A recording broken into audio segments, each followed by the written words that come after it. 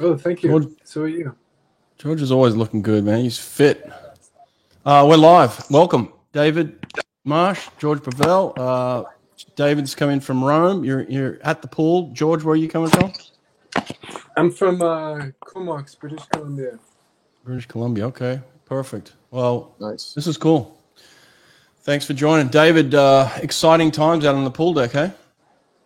Yeah, it's been crazy. I mean, the swim obviously last night by David was took everyone's level of excitement to a whole nother level. Although Mm-hmm. I'll tell you, the Italian fans, the Italian crowd, have just been one of the best, most entertaining groups I've ever seen. With how well the Italians are doing, their fans are loving them. They're shouting and singing the national anthem and clapping, and it's just wonderful to see this much passion, especially in this setting. This is a epic setting, and to see the Italians getting to have sort of a home party like they are is really special. Yeah. Yeah, it's crazy. George, I mean, you haven't been around officially a pool deck for a few years, but I guess the buzz of somebody swimming this fast at 17 and breaking this world record, it kind of hits everybody, doesn't it? Really does. And we get excited about the potential for the sport. If someone is doing this at 17, what are they going to be doing at 25? Will we see a 4,500 freestyle? Mm, mm, And I think it takes people like this to come along and shatter the old paradigm of what used to be fast yep, and get yep, us thinking in new ways.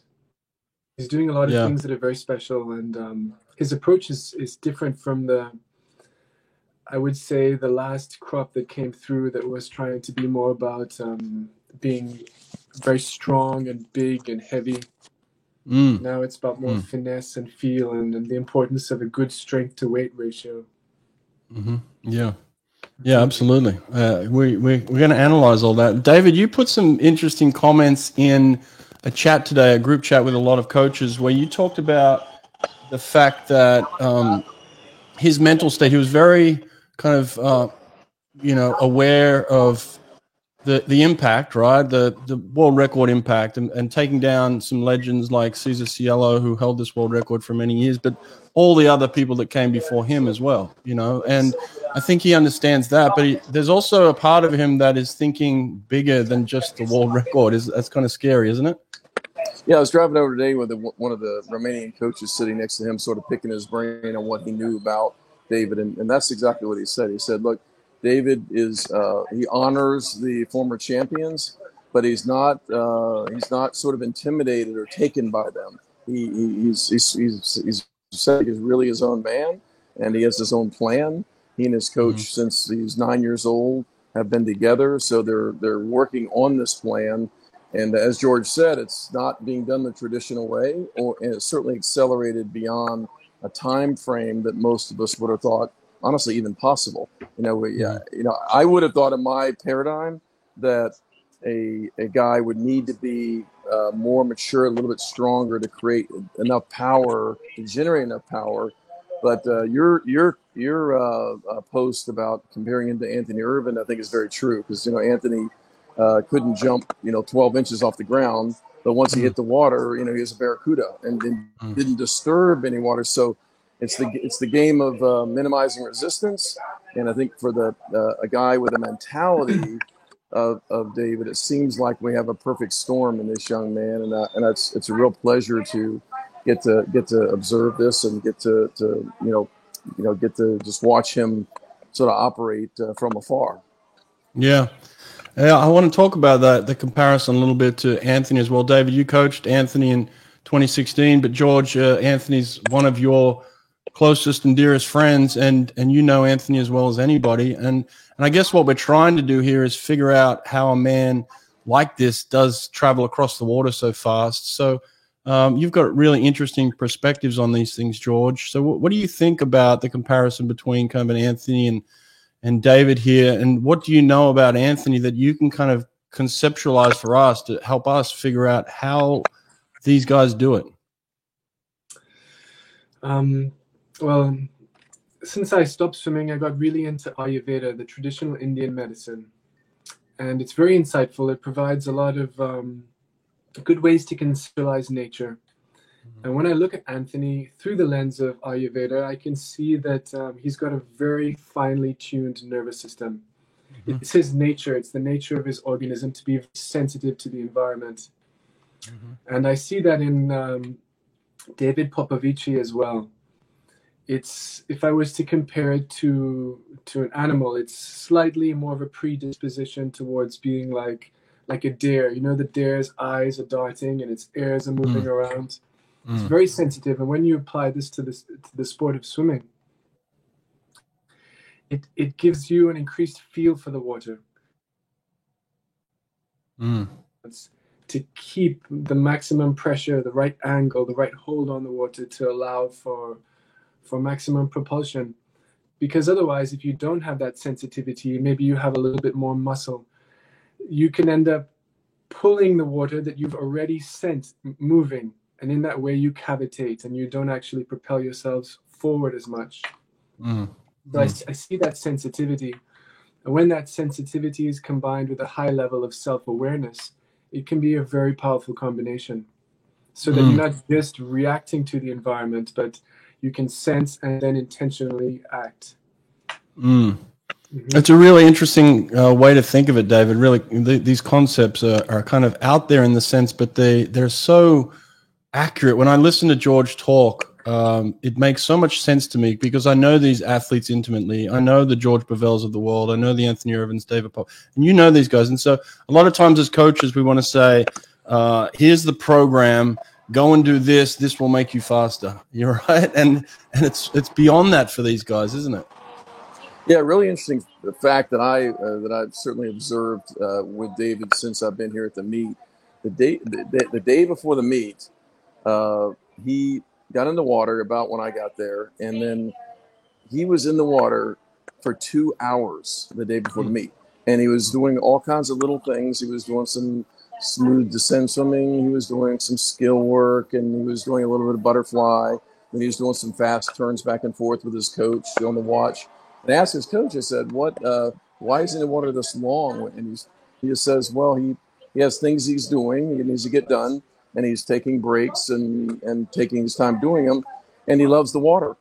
And I think that's what George, to some degree, is saying, is that he's developed a relationship with the water that's based on sort of a sense that allows him to understand how to make the most of what he does have.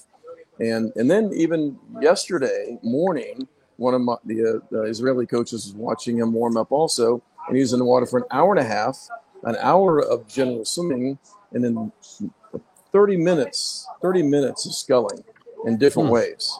So he's doing some things that certainly indicate he has a feeling, like George is saying, that he's got a sense of the water, and I think we all try to get that. In fact, George was one of the best to me.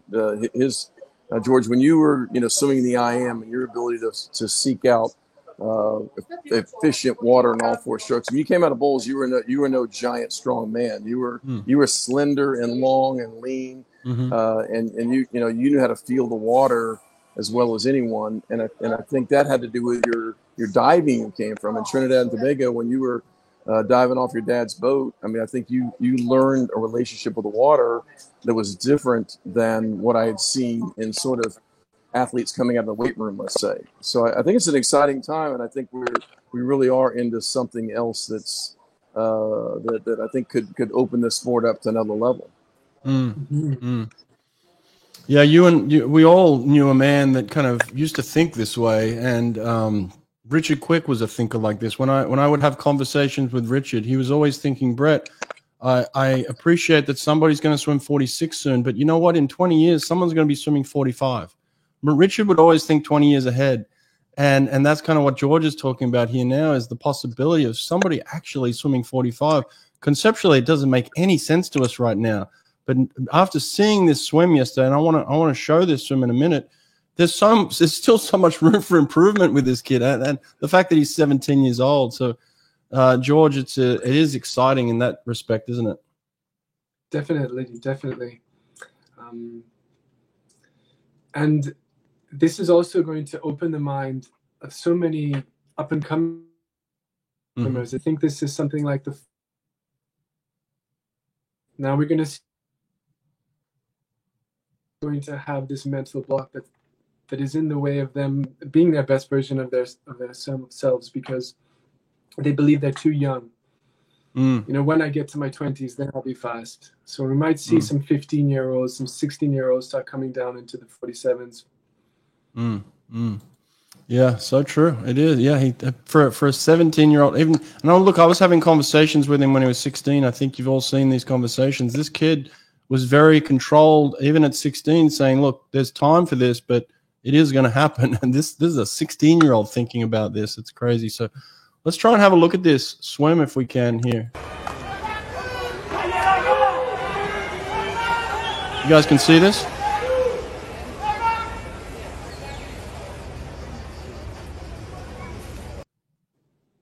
Oh, Nate, what'd you do? Can't hear you. Hey. There you are. What'd you do? I just put it up on YouTube instead. Oh, okay. Let's have a look at it.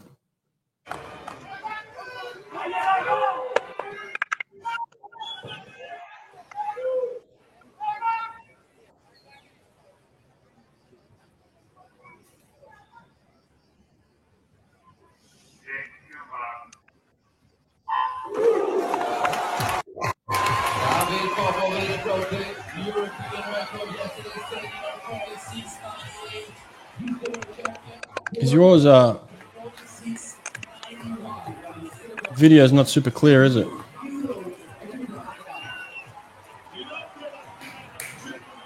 Where'd you go, Nate?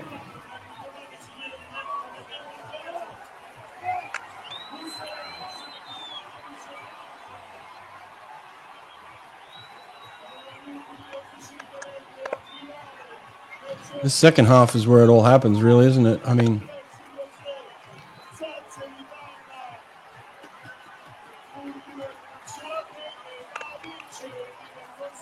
wow.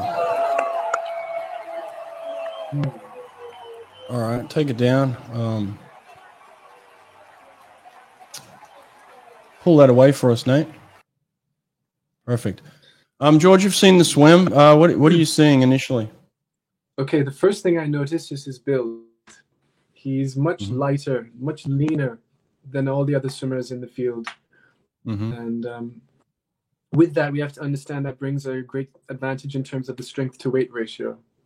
Because very often you see some swimmers, you ever see men who get so big and strong that they can hardly do any pull-ups anymore?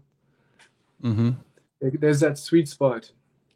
And I think we were seeing an era of swimming where everybody wanted to be big and strong like Manadou. We thought that's what you had to do to be really fast. And maybe we're seeing that swimming is going to move in the direction of like boxing or judo, where it's almost in the same way that those athletes would try to be as light as possible, but also as strong and fast as possible. Because if David was putting on 20 pounds of muscle and had to carry that for a whole 100 meters, would he still be able to finish as quickly? Would he still be able to have that endurance, you know? And I think part of it comes because he's so light. And when you're being light like that, each pull, imagine I'm pulling on a lat machine. If I'm doing 100 pulls, but if each pull is 10 pounds heavier, man, at the end of those 100 pulls, I'm going to be exhausted. But if I can reduce that weight by 10, 20 pounds, then I'm going to be able to keep pulling a very explosive way all the way to the end. So there are incredible advantages to being light and being strong at the same time. Yeah. David, I was going to say, in terms of the lightness and quickness, does that play a factor, David, you think, in his ability to maintain speed on the way home as well? Well, I think it sets the whole thing up. George is absolutely right. I think the fact that he's so light in the water, first of all, he's minimized resistance. He's not using much energy. His 22.7 is floating, and if you'll notice, he doesn't really dig in till the second. Really, at about 65, 70 meters, he really begins to lean into it and accelerate. All the while, he hasn't used a lot of energy yet to get to that point, so he's able to charge the whole finish. You know, at the World Championships, he did his best swim was his prelim swim of the very first race, and I think he learned from that and was able to navigate each of his races to find something a little bit better. He went under 47 in the semis, and then I mean, and I honestly didn't think he'd break the record because he had two big guys next to him, and I thought the turbulence off the wall would stand him up a little bit more. But again, because he's so narrow, he just slips through that bow wave that's trailing him at 50 meters, and it didn't seem to slow him down. He seemed to be able to get away from the wall really well, and I do believe that his I don't even know what his strength is. I'm guessing he can do 10 or 15 pull-ups, but certainly from looking at his muscle structure, it's a boy muscle structure. It's not man stuff, and his biggest challenge may be to not put on 15 pounds of muscle. Who knows about that? Probably make him a better 50, 100 guy, which he'll be able to do for the next 20 years probably. But for the sake of becoming a 100 long course 200 swimmer, I think this is something he has to consider. I had one of Jeff Dugdale's Queens guy just asking me in the bleachers. He's 1850 freestyle yards, and he says, "How is he doing this? How is he doing this?" And I said, "One thing he's doing is he's not worried about short course yards.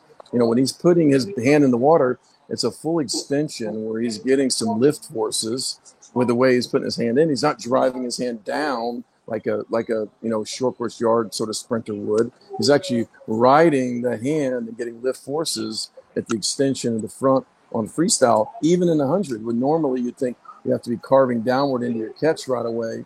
He's actually getting a full extension, riding it fully out before he sets his catch. And his catch is a pretty shallow catch, probably because he's not that strong yet. Russell Mark is here with me with Israel, and we did an evaluation today, and he does that triangle at the front. So at the front of his stroke, he's creating that triangle that Russell always talks about when he talks about freestyle. But he actually does it quite shallow for a 100 freestyler. But he's obviously learned that for his strength to weight ratio, that's where it needs to be. And he's coached by a guy that seems to be very advanced and very knowledgeable at the next level. And he's done studies well in advance of David's development, even though he's had him since 9. I compared him, and that you saw in that group chat, I compared him to Bob Bowman. When Michael Phelps got Bob Bowman, Bob was already advanced in his knowledge. And this coach, it appears, has also done a great job of studying through the internet and doing his own self-study on how he can walk with David through the process. Yeah. Yeah. I want to share this real quick. This one. Look at this here. Okay, good. This is good. So these are the stats here, George. And, numbers are one thing, but I'll tell you this. In the World Championship final, he went out in exactly the same time, 22.7, as he did here, but he came back a lot slower, 24.8, I think he came back home at the World Championships. Now, when I look at the two swims from the World Champ final to yesterday's final, the 22.7 looked a lot harder to me. Have you had a situation, George, where you've swum exactly the same time, but because of the pressure and because of the presence of the people around you and the expectations and things, it just seems harder? Definitely. Sometimes you can carry a lot of tension in your body. Yeah. It seems when I look at it here that this 22.7 from last night seemed just a lot more controlled to me. Just looking at it, it looked like he had so much self-awareness, so much control, so much sensitivity in his nervous system that he could feel exactly the pace he was going at, and he gently pressed the accelerator. That 25. Yep. He didn't flood the engine. He gradually accelerated. Right. And he was breathing every smart. 2 the whole way. Really? He breathed every 2, Taking in lots of oxygen. Why is that important, George? Like, you've had swims, obviously, where for those that don't know what that feeling like is in the 100 freestyle when it hits you, why is the oxygen important? Well, the 100 free is really driven by the legs. You're burning the legs full speed, lifting you, pushing you through the water, and your legs are your biggest muscles, and they're burning the most oxygen. And if you can get a lot of oxygen into you, you can sustain the output from the legs for a lot longer. Right. Yeah, and that's what it looked like. He did here. He went out in that 22.7, as you said, slowly pressing that accelerator, but he has so much more on the back end. You look at the difference between the second 25 and the fourth 25; they're almost identical. So, like on the last 25 here, when he should really be tightening up and slowing down, he's almost gone at exactly the same speed as his second 25, coming off that dive and through that momentum. He's carrying incredible speed into that last 25 there. It's just it's phenomenal. He's the rhythm is really sustaining him. He's so good with that rhythm. Yeah. And then his stroke rate too, the length of stroke. I mean, David, we spend so much time talking about working on length of stroke, and this is these are the stats you want, right? When you look at this, I mean, he starts off at 53, but the lowest he gets to is a 50. Keeps it very controlled here, doesn't he?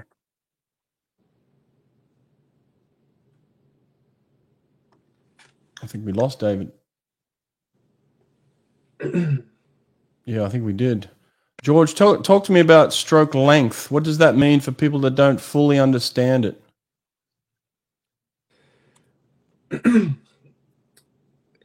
It's a very subtle thing, actually, because if you glide for too long, you don't go as fast. You decelerate through the water. But at the same time, if you try to muscle it and try to pull and then immediately try to pull again, not only are you using a little bit more energy, but once you set that water that you've begun to pull in motion, and if you don't have the presence, the composure to allow for enough glide until you start to decelerate, and you immediately rush to pull the water again, you can cavitate. So your hand gets in and you pull, and you're moving the hand into the water that you've already set moving. So it's a lot less efficient, and you don't get as much of a drive forward. But I think because of David's very sensitive nervous system, he's able to really feel just exactly when he starts to decelerate, when his body starts to decelerate. And then he begins that new pulling phase, pulling clean, fresh water that's not moving. Yeah. I want to try this video one more time. And I think a lot of swimmers, when the race gets difficult at the end of the race, they aren't really present in the race anymore. They're like, hurry up, get to the end. And they just kind of like, they turn off their sensitivity because it hurts. So they're not willing to feel the pain anymore. They're just kind of gritting and grinding. But I think what we see with David Popovici is he keeps his sensitivity all the way through the race, even though it's probably starting to be painful, but he's present in his body, present with his senses, feeling the water to maintain that distance per stroke. Yeah. David Marsh, you with us? You there? I don't know. I think he lost reception. Let's see if we can play this video one more time, because it didn't work the first time. I want to play it on.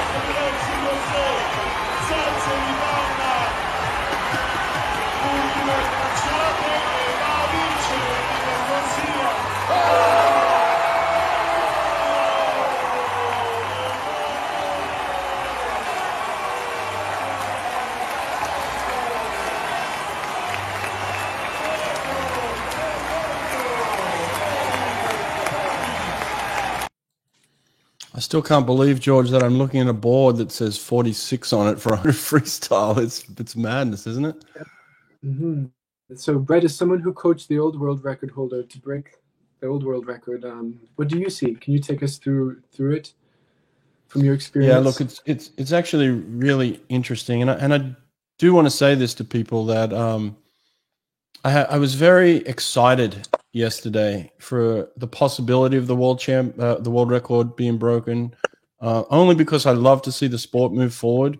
And look, I feel like I've been living with this world record as part of me because I helped coach it for the past 13 years. And I've gone through a range of emotions with this thing, right? At first, there's an immense pride.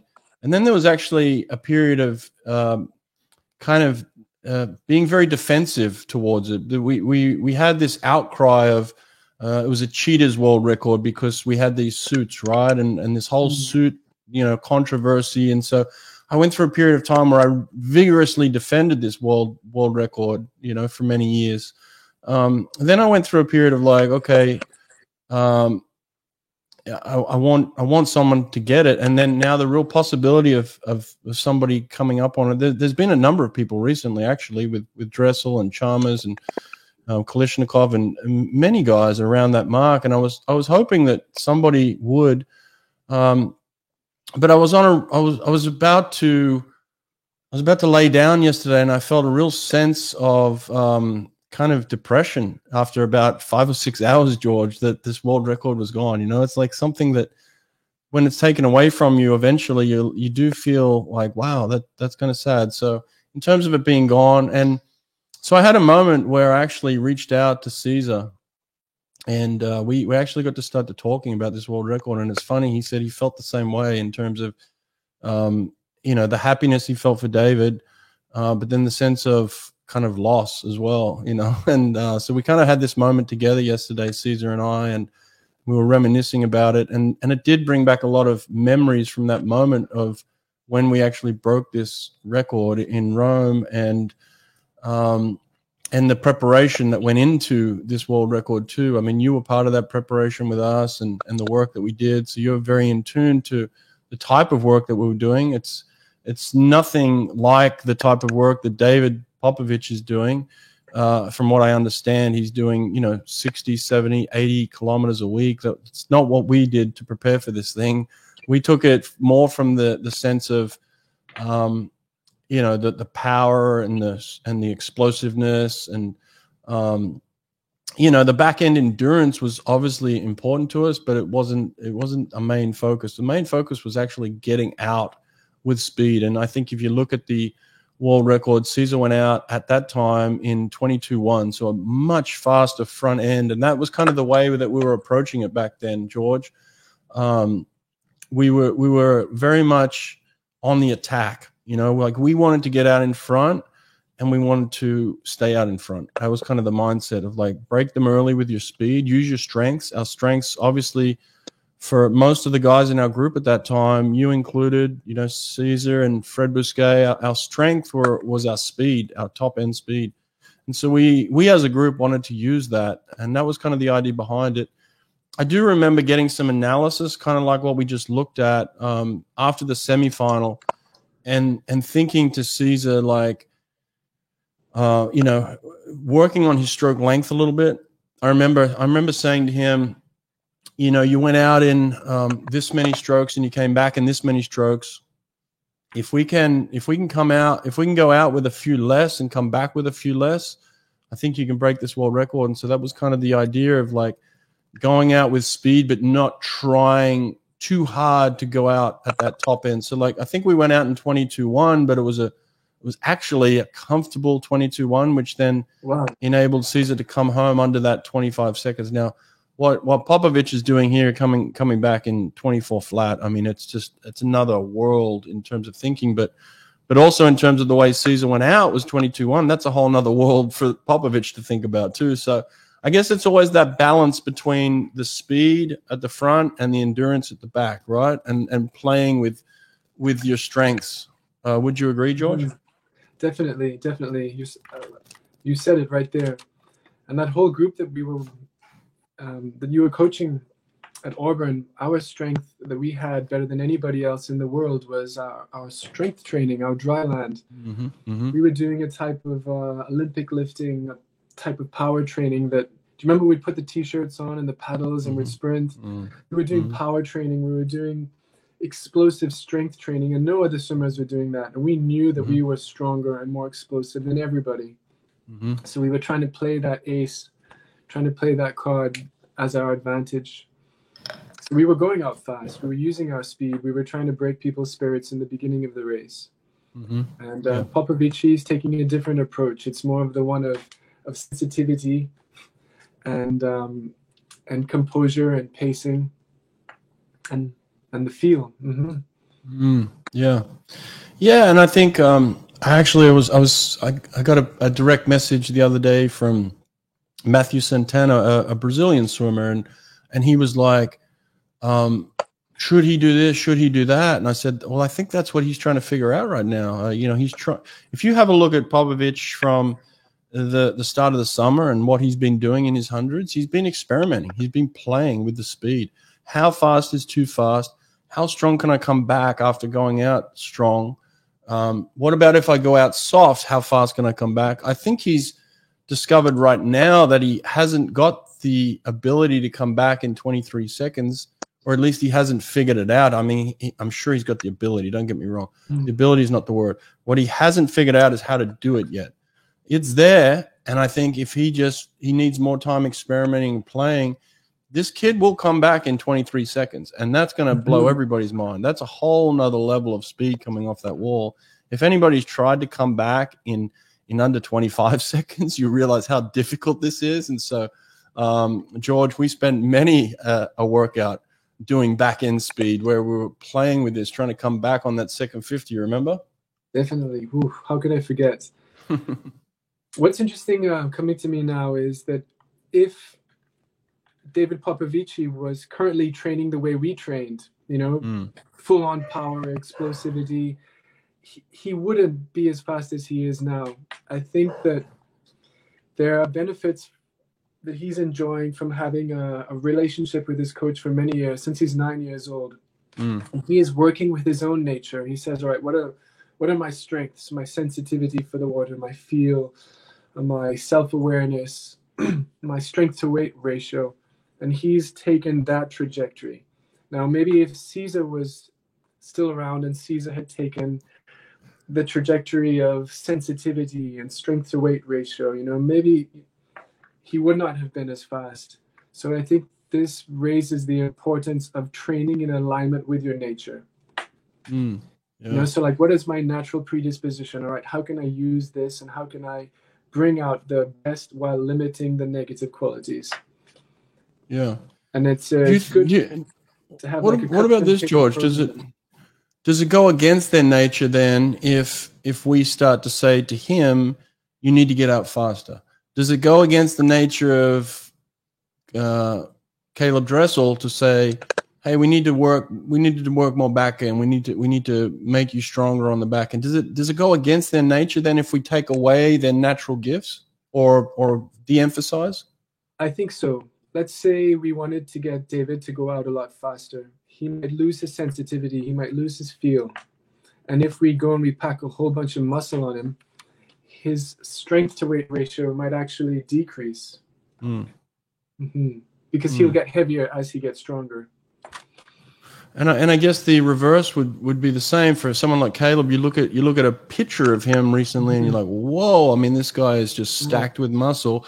Does it work against him then if we say, hey, let's strip you down, let's lean you out, let's thin you up a little bit? That would kind of work in the negative for him then, wouldn't it? Yes, I think Caleb Dressel's, his nature is to be more explosive, to be more powerful. Now, that's just what he naturally has. Now, if we were to take that away from him and say, no, you need to be more sensitive, you need to have a more subtle feel for the water, we need to decrease your weight, I think that it would be something he'd have to almost learn how to sprint in a new way again. And that could be detrimental.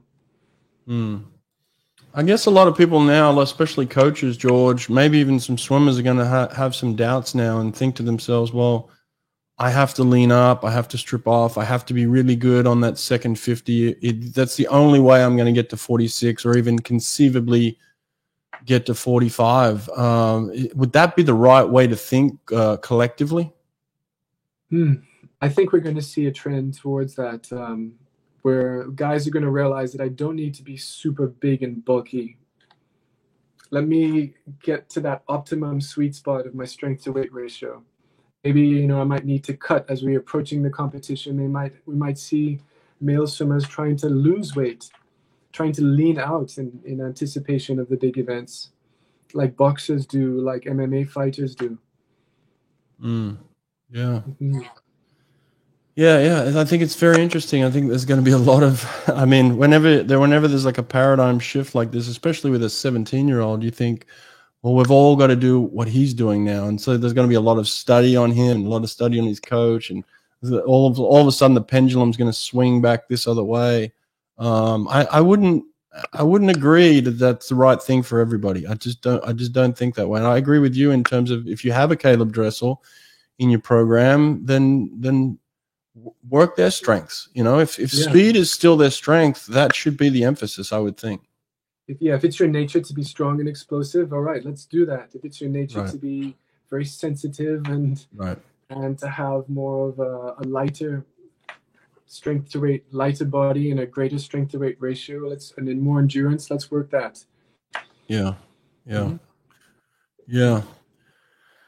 Well, it's interesting. I think there's this constant play of the splits. Like the way I look at 100 freestyle is the balance of speed and endurance, and I think that constant play with that of figuring out how fast is too fast. How do I get that?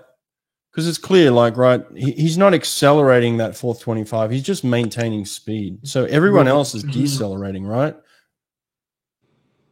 Yeah, if you look at his velocity, if you look at his, and let's go back to this real quick. If you look at all these little stats where, you look at his stroke length, his velocity stayed the same, his stroke rate stayed the same.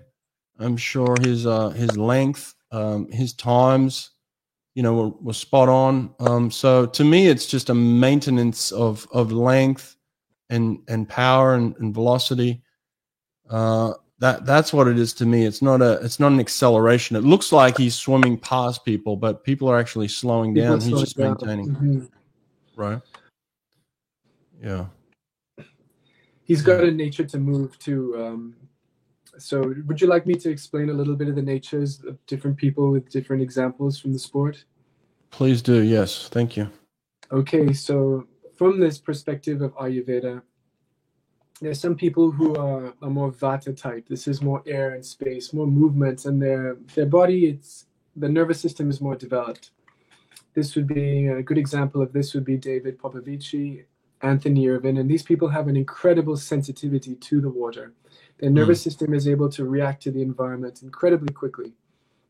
And if I was to liken this to animals in nature, it would be like a deer or a horse, very sensitive to the environment. They can react extremely quickly to threats. Then the second type would be what they call a Pitta type. This is more of a fiery nature. These are people who are very explosive. They're very emotional, very passionate, very energetic, and they're very focused as well. I would say like Morozov, very explosive. Caleb Dressel, these type of natures. That's me, George. Yes, you're more of the fire with a little bit of the air. Pitta with a little bit of the Vata. And then there's a third type, which is more like earthy, more grounded, more steady. This is something like in nature, like an elephant or a buffalo.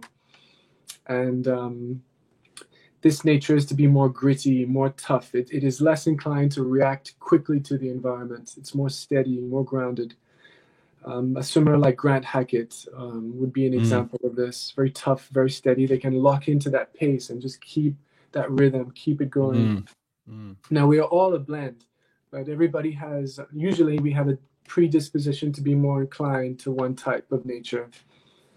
So me and my nature would be more of like a Pitta Kapha equal. I'm more of like the Grant Hackett type mixed with the Caleb Dressel Morozov type, and a little bit of the sensitivity as well. Caesar, I think, would have been more of the fiery type with a little bit of the air as well. When we see someone like Anthony and David, they're very sensitive, very able to sense the subtle nuances of the stroke, like exactly when you start to decelerate too much, then they can initiate the pull propulsion phase. So there are advantages to each different type. George, I would imagine that this would be extremely helpful for not only a swimmer to understand themselves, but a coach to understand the group dynamics as well in terms of the individuals that they coach within the group, not to just box people into the same type of work, right? Like have a variety of types of sets, have a variety of ways that you inspire and talk to individuals, right? To work with the nature. So someone who's got a very tough, steady nature with a lot of endurance naturally might need to work on their nervous system. Somebody who's got a very sensitive nervous system might not need to do as much fast twitch work, and they might need to work on more of their explosivity and their endurance. A good example of this is with the race horses. The people who understand this when they apply it to horse racing, if they have a very sensitive horse, they'll put the rider who's got more of a nature to be more steady on that horse. If they have a very fiery horse that wants to just bust out and kick down the doors and start charging, they're going to put also a very grounded, steady rider on that horse. And then if you have a horse who is kind of lazy in nature but has a lot of endurance, the horse that takes a while to get going in the race, they're going to put a rider on that horse who's got a very fiery, aggressive nature, who's going to bring out the whip sometimes and whip it. Let's go. I want to get in the race. Bring me into the race. So it's interesting how you can work to balance things. And I think we need to apply that to swimming as well. We even used to see this type of understanding happen in ancient Roman gladiatorial games. They found it very entertaining to put fighters with different natures against each other.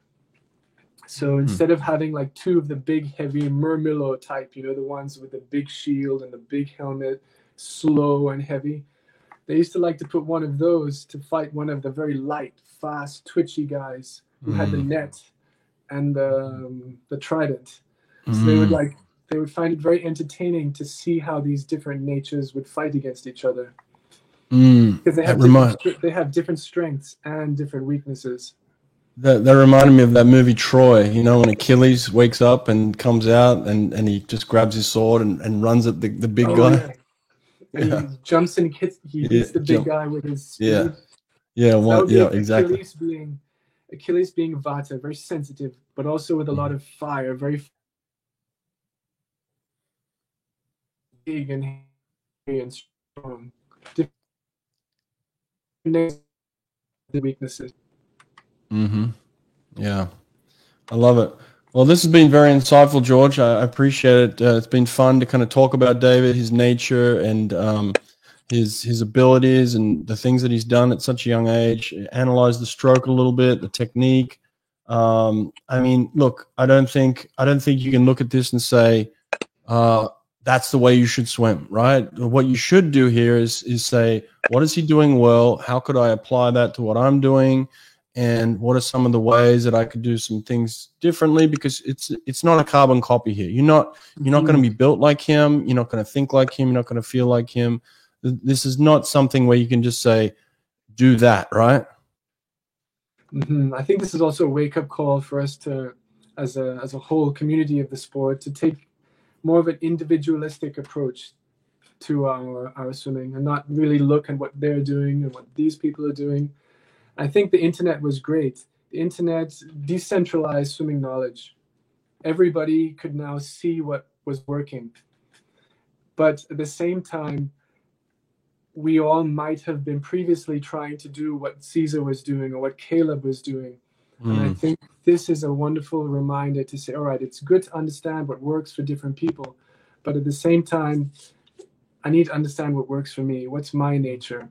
And how can I work with it to bring out the because they're all good and bad. They have pros and cons. No nature by itself is better than any other nature. It's just to work to bring out the positive qualities and limit the negative qualities. Absolutely. Well, I hope that we all take this away from this, is that knowing David, talking to him and watching him perform, he thinks bigger than maybe we all, we all think. He's not a guy that puts limits on himself.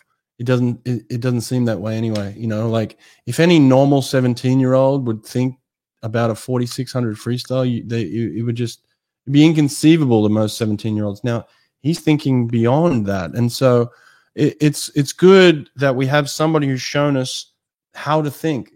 Open our mind to the possibilities that anything really is possible if you put your mind and your body wholeheartedly into it.